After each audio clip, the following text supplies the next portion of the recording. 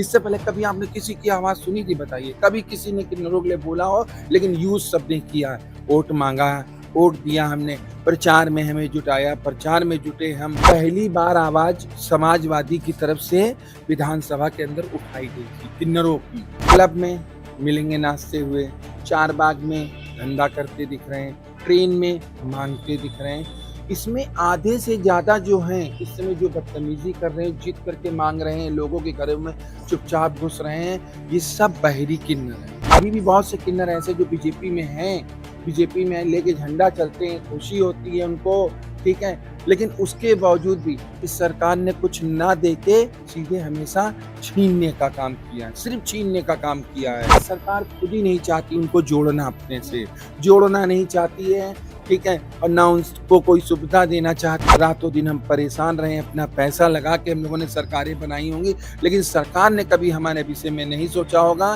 बिल्कुल दूध की मक्खी जैसे नहीं कहते दूध में मक्खी गिर जाए उस तरीके निकाल के चुनाव जीतने के बाद हमें फेंक देते थे।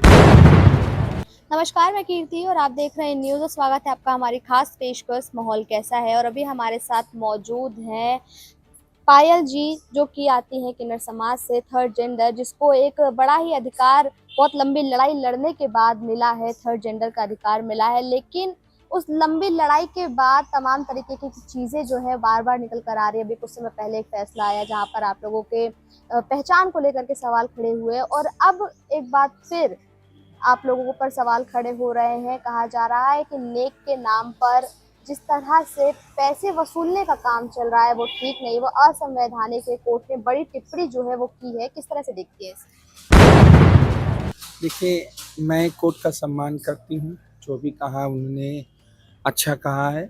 लेकिन इन चीज़ों को मैं ये भी कहना चाहती हूँ कि जिस तरीके कोर्ट ने इस तरीके का आदेश दिया है या हमारे विषय में जो किन्नरों के लिए बोला है, पहले कोर्ट को ये तो सोचना चाहिए था कि इनको क्या ऐसा करें इनके लिए, जिससे कि आगे का इनका जो कार्य है, कार्यभार है, वो चलता रहे। वो ना सोच के कोर्ट ने जो मन में आया, उन्होंने भी बोल दिया, भाई ये गलत है या ये सही है, जो भी है। लेकिन इस पर तो मैं यही कहना चाहती हूँ, ये पूरी तरीके से गलत है चीज़ें। और रही बात किन्नरों की, किन्नर को जजमान जो होता है, हम लोग की भाषा में जजमान बोलते हैं, वो हमेशा चाहता है। हमारे कुछ ऐसे किन्नर आज भी दुनिया में हैं जो बहुत अच्छे हैं और जिन्हें लोग जजमान उन्हें प्यार करते हैं, उनके घर उठते बैठते हैं, तो वो हमेशा देते हैं, देते रहेंगे, कभी ये नहीं रुकेगा। हाँ, बस ये है कि अब किन्नरों को एक ये सीख मिल गई है इनको कि जो ज़बरदस्ती लोग करते थे कि हमें इतना नहीं, इतना चाहिए, जी जी। वो चीज़ रुक गई। और ये चीज़ मैं पहले ही से बोलती थी कि जजमान देखिए, जो हमारा जजमान है वो अगर हँसी-खुशी तुमको जो दे दे, ठीक है? अब इतना भी वो निर्दयी नहीं कि आपको कुछ नहीं देगा, कि 100 रुपए दे देगा, ऐसा भी नहीं है। वो खुद ही उनको खुशी होती है कि जब मैंने करोड़ों रुपए वहाँ फूँक दिए हॉस्पिटल और शादी में फूँक दिए हैं, तो इनको 11,000, 21,500 देने में हमें क्या, वो अपनी खुशी से देता है, ज़िद करने। लेकिन ये जो लोग हैं ना, 1 लाख, 2.5 लाख, ये गलत है। तो मैं तो यही कहूँगी कि पहले तो सरकार को सुप्रीम हाई कोर्ट और सुप्रीम कोर्ट को सोचना चाहिए हमारे बारे में। मतलब आप लोगों का कैसे भरण पोषण हो, कैसे आपका कमाए खाए, उसको लेकर के कुछ व्यवस्था करनी चाहिए, ये कहना चाह रही बिल्कुल, हैं अभी आप देख लीजिए तमिलनाडु के अंदर जो है किन्नरों को वहाँ टोली भी माँगते हैं और काम भी करते हैं। अब काम क्या, वहाँ की सरकार इतनी अच्छी है कि उनको ट्रैफ़िक में नौकरी दे रखी है, ठीक है? अच्छे से वो नौकरी कर रहे हैं, होमगार्ड की नौकरी मिली, ट्रैफ़िक की नौकरी मिली, बिहार में देखिए पुलिस की नौकरी मिली है। ज़रूरी नहीं है इंसान पढ़ा लिखा होगा तभी काम कर सकता।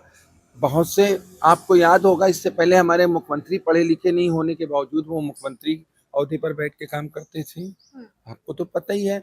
और अभी भी कुछ लोग ऐसे हैं कि जो 5वीं पास, चौथी पास, 7वीं पास, उसके बाद भी लोग बैठे हुए हैं मुख्यमंत्री बन के। तो इन चीज़ों, बात पढ़ाई की अच्छी बात है पढ़ाई होना, लेकिन जब किन्नरों को पढ़ाई का मिला ही नहीं है कहीं से, किसी ने सपोर्ट ही नहीं किया किसी सरकार ने, तो वो कहाँ से पढ़ के आते हैं? और मैं कहती हूँ जो किन्नर पढ़े लिखे हैं, जो पढ़े लिखे हैं, उनको तो कम से कम दिया जाए रोज़गार।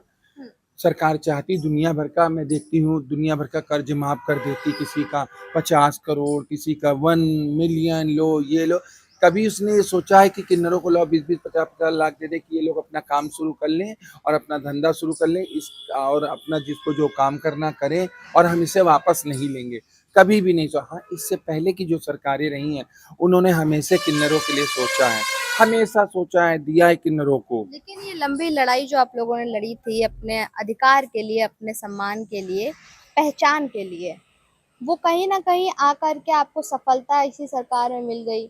उसके बाद धीरे-धीरे करके कोशिश की जा रही थी कि थर्ड जेंडर को भी मेन स्ट्रीम में लाया जाए। जिस तरह से महिला पुरुष काम करते हैं या पढ़ाई करते हैं, आगे बढ़ रहे हैं, जीवन यापन कर रहे हैं, ठीक उसी तरह से थर्ड जेंडर को भी जोड़ा जाए और उसको भी आगे बढ़ाया जाए। और रही बात जो आप यजमान की बात कर रहे हैं, मैं उस पर भी आऊँगी क्योंकि ये एक बड़ा मामला है। आप अक्सर सुनती भी हैं, देखती भी हैं कि एक मिडिल क्लास परिवार जब शादी करता है तो नेक के नाम पर कई कई किन्नर जब पहुंच जाते हैं 50,000, 1,00,000, 21,000, भाई उसकी ये हैसियत नहीं है देने की, तो वहाँ पर अ, एक तरह से उसको नीचा दिखाने की कोशिश की जाती है। उसको किस तरह से देखती इसके लिए तो मैं खुद कह रही हूँ, ये सब वो लोग कर रहे हैं, आप देख लीजिएगा इस तरीके की जो डिमांडें करते हैं, ये सब वो किन्नर हैं जो मैंने इससे पहले बोला था सरकार से कि सारे किन्नरों का वेरिफिकेशन होना चाहिए। हैं? हर थाने में उनका वेरिफिकेशन होना चाहिए, जिससे ये पता चले कि हमारे उत्तर प्रदेश के कितने किन्नर हैं, हमारे इंडिया के कितने किन्नर हैं और बांग्लादेशी कितने किन्नर हैं, नेपाली किन्नर कितने हैं। तो ये चीज़ें मैंने बोली थी। अब आपको मालूम होना चाहिए, याद होगा कि आज से 12-15 साल पहले आपको किन्नर की शक्ल नहीं देखने को मिलती थी, ठीक है? बहुत rare of the rarest case होते थे बहुत। जब वो शादी ब्याह में आते थे सामने। और आज क्या है आप देख रहे हैं, क्लब में मिलेंगे नाचते हुए, चार बाग में धंधा करते दिख रहे हैं, ट्रेन में मांगते दिख रहे हैं। इसमें आधे से ज़्यादा जो हैं इस समय जो बदतमीजी कर रहे हैं, जिद करके मांग रहे हैं, लोगों के घरों में चुपचाप घुस रहे हैं, ये सब बहरी किन्नर हैं। सरकार खुद नहीं करना चाहती किसी चीज़ को लेकर, ना वेरिफिकेशन करना चाहती, ना किन्नरों के बारे में। अब ये बताइए 10 साल हो गए उत्तर प्रदेश में सरकार को, 10 साल होने वाले हैं और 12 साल हमारे प्रधानमंत्री जी को होने वाले हैं। अब जागे हैं ये, अब जागे हैं, 10 साल बाद जागे हैं। क्या पहले हम इन्हें नहीं नजर आ रहे थे? क्या हम इन्हें वोट नहीं देते थे? हमसे वोट नहीं मांगा जाता था, हम सब वोट देते थे, सब लोग जाते थे, कितनी खुशी होती है।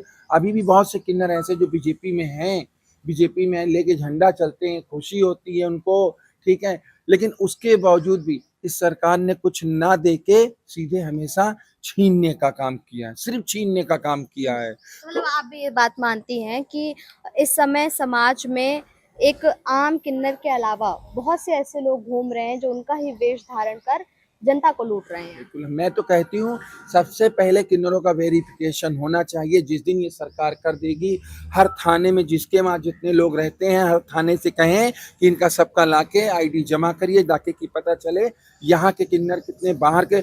आप देख लीजिएगा आधे से ज़्यादा किन्नर भाग जाएगा। जो बदतमीजी, जिद, जो लड़ाई झगड़ा, ये सब खत्म हो जाएगा। हम जैसे पहले खुशी से मांगते थे, खाते थे, वैसे फिर से खुशी से मांगे खाएंगे, हमें कोई दिक्कत नहीं होगी कभी भी।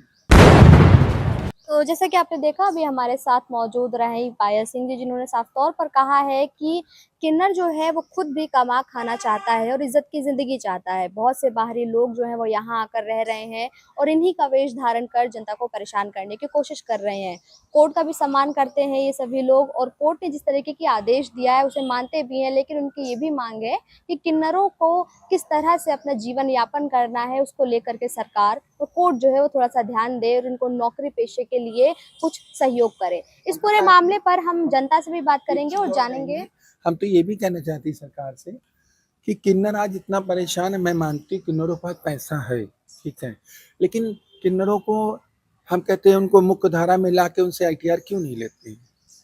लें, उनसे भी लें, वो देंगे, अपनी कमाई का हिस्सा देंगे सरकार को। अगर वो सरकार किसी अच्छे काम में उस पैसे को डाल रही तो उन्हें देने में कोई दिक्कत नहीं है। लेकिन सरकार खुद ही नहीं चाहती उनको जोड़ना, अपने से जोड़ना नहीं चाहती है, ठीक है। और ना उनको कोई सुविधा देना चाहती, वो अपना सिर्फ पल्लू झाड़ने काम आप कर कह रही रहे है। मुख्य धारा में लेकर आइए, क्या ये बात सभी किन्नर मानेंगे? क्योंकि अगर आप मुख्य धारा में जुड़ते हैं तो भाई आईटीआर भरना पड़ेगा, टैक्स देना पड़ेगा, सब कुछ करना पड़ेगा, तो धन तो जाएगा आपके नहीं पास तो से। धन जाएगा, लेकिन जो सम्मान मिलेगा, आज किन्नरों को मकान खरीदना मुश्किल होता है, गाड़ी लेना मुश्किल होता है, नहीं खरीद सकते हैं क्योंकि उनके पास कैश है, लेकिन वो दे नहीं सकते हैं। ठीक है, सरकार ने कर दिया 1 लाख के ऊपर आप दे नहीं सकते, 1,99,000 रुपए दे सकते हैं, उसके बाद आप बैंक से दीजिए। अब उनके पास बैंक से वो कैसे देंगे? तो मैं तो चाहती हूँ सरकार करे। मैं तो आईटीआर भरती हूँ, मैं आज शान से जी रही हूँ, अच्छे से मैं खा रही हूँ सब कुछ। ठीक, ऊपर वाली की दया से मैं अपना हर काम करती हूँ, मुझे कभी कोई दिक्कत नहीं है। लेकिन किन्नरों को कोई समझाने वाला नहीं है, उनको सिर्फ उलझाया करते हैं लोग। तो मैं कहती हूँ सरकार इस पर ध्यान दे और सारे किन्नर सपोर्ट करेंगे, आईटीआर भी भरेंगे, ठीक है, और अपना काम भी करेंगे। वो उन्हें भी खुशी होगी कि सरकार की सुविधा हमें मिले। अब वो कहते हैं कि सुविधा हम उनको देंगे जो सरकार से जुड़े हैं, जो आईटीआर फाइल करते। आईटीआर फाइल करने के लिए जो आप बोलोगे, उनका कोई मुद्दा बनाओगे, उनको कुछ कहोगे, देखिए अगर देखा जाए जिस तरीके एक्टर लोग नाचते हैं, ठीक है ना, वो आर्टिस्ट होते हैं ना, ठीक है, ये भी तो आर्टिस्ट हैं, ये भी तो नाच गा के ही लेते हैं ना, तो आर्टिस्ट ही हुए ना।